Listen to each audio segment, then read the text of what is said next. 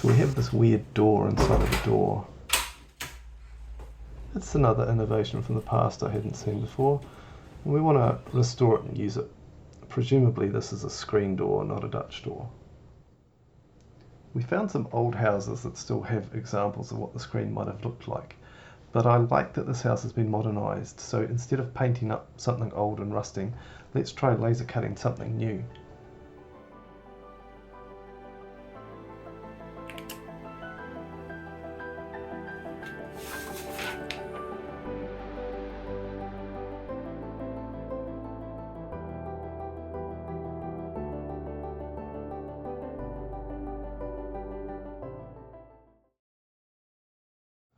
I worry that this is going to look a tad excessive, but we can always paint it to be less conspicuous.